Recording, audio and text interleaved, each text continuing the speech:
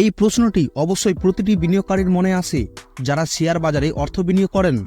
একটি ভালো শক্তিশালী শেয়ার কেনার আগে কি করা উচিত? শেয়ার কেনার আগে কোন বিষয়গুলোর দিকে নজর দেওয়া উচিত? কারণ যে কোনো স্টক কেনার সময় শুধুমাত্র তার শেয়ারের মূল্য দেখাই যথেষ্ট নয়, বরং সেই কোম্পানির অন্যান্য বিষয়ও জানতে হবে, যাতে আপনার অর্থ একটি নিরাপদ কোম্পানিতে বিনিয়োগ করা হয়।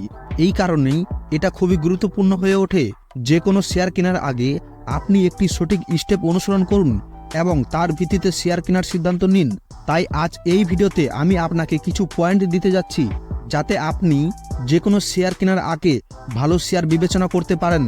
আমি প্রতিশ্রুতি দিচ্ছি যে আপনি যদি কোনো স্টক কেনার আগে এই ভিডিওতে দেওয়া সমস্ত পয়েন্টগুলিকে মনোযোগ দেন, তাহলে আপনি সহজেই মাল্টিব্যাগার স্টক প্রদানকারী একটি উচ্চ রিটার্ন খুঁজে পেতে পারেন। শেয়ার কেনার আগে কি করা উচিত? যে কোনো শেয়ার কেনার আগে আমি আপনাকে সবসময় বলি, আপনি শুধু সেই শেয়ারে বিনিয়োগ করছেন না, কিন্তু শেয়ারের মাধ্যমে আপনি এমন একটি কোম্পানিতে বিনিয়োগ করছেন যা কিছু ব্যবসা করে। এর মানে আপনার টাকা তখনই বাড়বে যখন কোম্পানির ব্যবসা বাড়বে। মনে রাখবেন, আমি এখানে ট্রেডারদের কথা বলছি না, বিনিয়োগকারীদের কথা বলছি। কারণ যারা শেয়ার মার্কেটে ট্রেড করেন তাদের টেকনিক্যাল অ্যানালাইসিস করতে হয় এবং কোনো শেয়ারে ইনভেস্ট করার আগে ফান্ডামেন্টাল অ্যানালাইসিস করতে হয় না।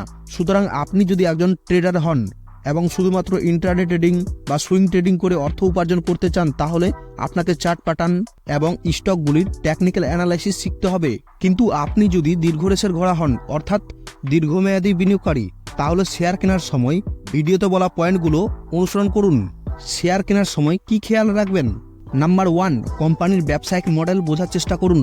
ব্যবসায়িক মডেল মানে কোম্পানি কিভাবে অর্থ উপার্জন করে। যে কোনো শেয়ারে অর্থ বিনিয়োগ করার আগে আপনাকে অবশ্যই ওর ব্যবসায়িক মডেল জানতে হবে। কারণ যখন একটি কোম্পানি বাজারে একটি নতুন পণ্য বা পরিষেবা লঞ্চ করে, তখন তার শেয়ার দাম অনেক ওঠানামা করে। আর সে সময় কেন এমন হচ্ছে বুঝতে পারছেন না, কিন্তু কোম্পানির বিজনেস মডেল জানলে অবাক হবেন না। এছাড়াও যখন কোম্পানি প্রতি 3 মাসে তার ত্রৈমাসিক ফলাফল ঘোষণা করে, তখন এটি বিক্রয় এবং রাজস্ব সম্পর্কে বলে এবং তার ভিত্তিতে বিনিয়োগকারীরা শেয়ার কেনাবেচা করার সিদ্ধান্ত নেয়। এবং যদি আপনি আমাকে জিজ্ঞেস করেন, আমি আপনাকে স্পষ্টভাবে বলবো যে প্রতিটি কোম্পানির শেয়ারের দাম বেশিরভাগই তার ত্রৈমাসিক ফলাফলের উপর নির্ভর করে। শুধুমাত্র ত্রৈমাসিক নয়, বার্ষিক ফলাফলের উপর নির্ভর করে। ধরুন, কোম্পানি যদি বছরের পর বছর ভালো মুনাফা দেখায়, তাহলে সক্রিয়ভাবে বিনিয়োগকারীরা সেই শেয়ার কিনবে, যার কারণে শেয়ারের দাম বেড়ে যাবে। কিন্তু কোম্পানি যদি ব্যবসা করতে না পারে বা তার পণ্য কোনো ত্রুটি বা ঘাটতি থাকে, তাহলে শেষ পর্যন্ত কোম্পানির শেয়ার দাম কমে যাবে। উদাহরণস্বরূপ, আপনি যদি একটি এশিয়ান পেইন্ট কোম্পানিতে বিনিয়োগ করেন, তাহলে আপনি জানেন যে এই কোম্পানিটি পেইন্ট বিক্রি করে এবং রাসায়নিক শিল্পে কাজ করে। তবে একই সঙ্গে শুধু এশিয়ান পেইন্ট নয়, প্রতিটি কোম্পানির শেয়ার কেনার আগে এ সম্পর্কে কিছু গুরুত্বপূর্ণ বিষয় জানার চেষ্টা করা উচিত। নাম্বার 1, এই কোম্পানি কোন পণ্য বিক্রি করে। নাম্বার 2, কোন পণ্যের সর্বোচ্চ মার্জিন আছে। নাম্বার 3, কোন পণ্য সেই শিল্পে 1 নম্বর। নাম্বার 4, সরকারের কোন নীতিগুলি কোম্পানিকে প্রভাবিত করতে পারে। আপনি কোম্পানির পাস্ট হিস্টোরি এবং রেকর্ড দেখে এটি জানতে পারবেন। নাম্বার 5, অন্যান্য কম্পিটিটরের তুলনায় ওই কোম্পানির বৃদ্ধি কেমন। নাম্বার 6, সেই কোম্পানি কি ধারাবাহিকভাবে ব্যবসা করতে সক্ষম। নাম্বার 7, একটি নতুন পণ্য চালু করার ক্ষেত্রে কোম্পানি কোন অসুবিধার সম্মুখীন হয়। নাম্বার 8, আর অন্য কোনো কোম্পানি কি ব্যবসায়িক মডেল কপি করতে পারে। নাম্বার 9, ওই সেক্টরের 1 নম্বর কোম্পানিটি কোনটি এবং কেন। এগুলি ছাড়াও কোনো কোম্পানির শেয়ারে বিনিয়োগ করার আগে আপনার অনেকগুলো জিনিস সন্ধান করা উচিত এবং আপনি তখনই এইগুলি সম্পর্কে জানতে পারবেন যখন আপনি সেই সংস্থার ব্যবসায়িক মডেল সম্পর্কে জানবেন। অতএব যে কোনো শেয়ারে বিনিয়োগ করার আগে অবশ্যই এর ব্যবসায়িক মডেল দেখে নিন। নাম্বার 2, ব্যালেন্স শিট এবং আর্থিক স্বাস্থ্য, অর্থাৎ মৌলিক বিষয়গুলি দেখুন। কোম্পানির মৌলিক বিষয় এবং ব্যালেন্স শিট পড়ে আপনি এর আর্থিক স্বাস্থ্য সম্পর্কে জানতে পারবেন।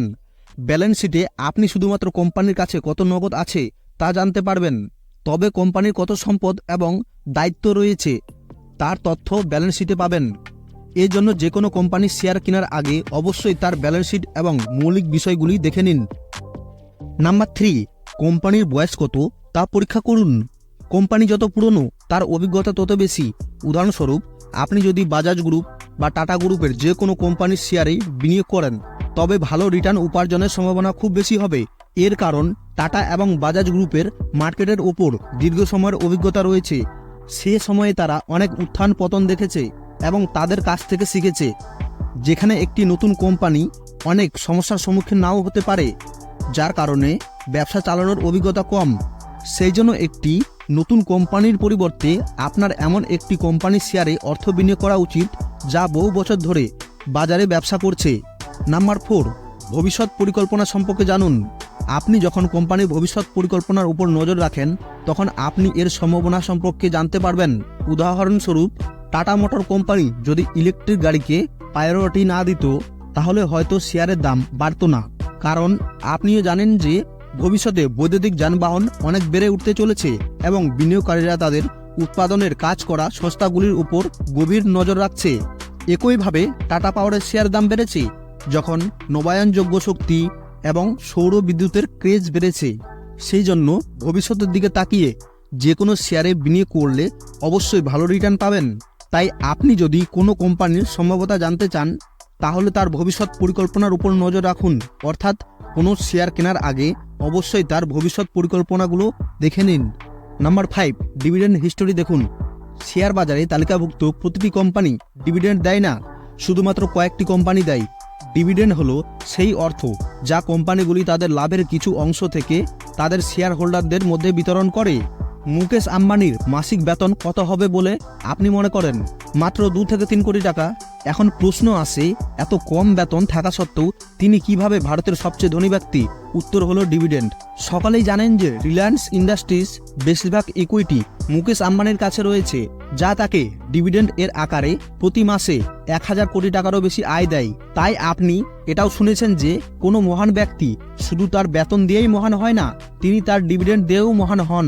কিন্তু এখন প্রশ্ন আসে, আপনার ডিভিডেন্ড প্রদানকারী কোম্পানিতে বিনিয়োগ করা উচিত নাকি নন ডিভিডেন্ডকারী প্রদানকারী কোম্পানিতে? কারণ গুগলের মতো একটি বড় কোম্পানি ডিভিডেন্ড দেয় না, কারণ তারা তার সমস্ত অর্থ কোম্পানির বৃদ্ধিতে বিনিয়োগ করতে চায়।